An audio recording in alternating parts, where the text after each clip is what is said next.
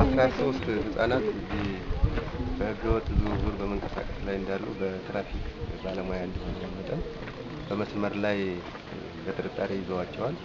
አያያዘው እንዴት ነው? እንዴትስ ሊከሰል ቻለ?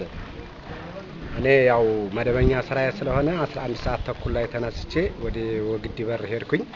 የመጀመሪያው መካነ ሰላም መኪና ነበረ። እሱ ጋር ተሳፍሬ እሱን ይዣብሬ ወደ ለሚ ሰኞ ገበያ አካባቢ ቱሉ ለሚ የምትባል ጎራለች። እዛ ይስር ያኛው መኪና ሲሄድ ተቀመጥኩኝ። ከዛ ወደዚህ የመጡትን 3 በተከታታይ የመጡ መኪናዎች ፈተሽ።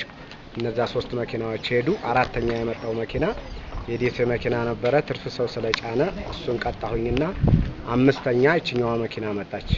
ኮር 3 አማ 14244 የሆነችው መኪና መጣች። ይሄ መኪና ሲመጣ አስቆምኩት።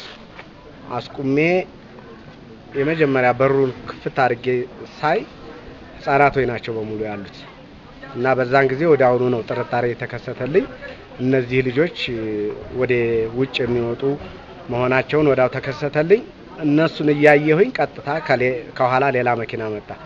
እናንተ አቁሙ ቆይ ብዬ ያኛውን መኪና አሳልፌ ያኛውን መኪና አስቁሜ ያኛውን መኪና እስከምፈትሽ ድረስ ከፊት የነበሩት ጋቤና የነበሩት 2 ወንዶች አንደኛው ወንድ በርከት ያለ መንጃ ፍቃድ ወደ ሴቶቹ መንጃ ፍቃድ ጠይቂያቸው ስለነበረ ወደ ሴቶቹ ሲበትን ወደ ኋላ ጥርጣሬው እንዲህ እየጎላልኝ መጣ።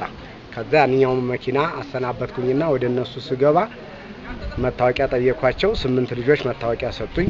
መታወቂያውን ሳየው ደግሞ የ01 ከነማ ዙሪያ የሚል እና አሊ ሁሴን ይመር የሚል የአመራር ስም ያለበት መታወቂያ ነው። ይሄን መታወቂያም ተጠራጠርኩና መታወቂያቸውን ለቅሜ ወደ ኪሴ አስገባሁ።